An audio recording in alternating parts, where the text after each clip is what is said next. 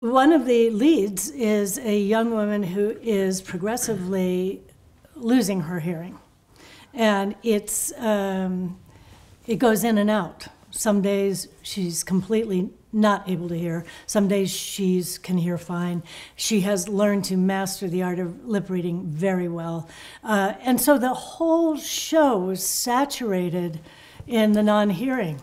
And I, once again, loved doing that show, loved learning about that, loved talking to the people who were teaching. There were a couple of actors who were completely non-hearing, who only dealt in sign language. So there was a whole collection of experts there who translated to the other actors who were hearing, who didn't automatically know what sign language was. They all learned it at a certain point.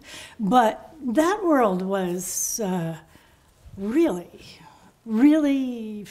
enriching for me to participate in.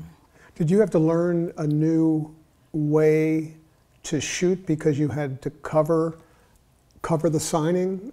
I mean, did you have to get extra shots or anything, or? You know, I think, no. I think mostly it wasn't about the shooting, because you're shooting the shots anyway, that would include the sign language. You're shooting a medium close-up and you can get the hands in there.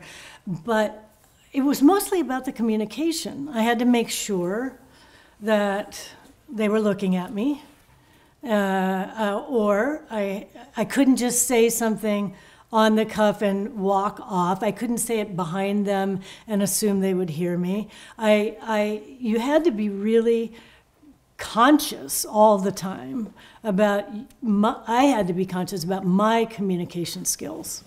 Shooting is shooting.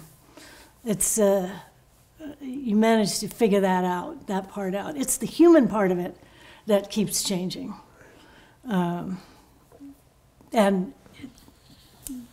hence is the most interesting to me.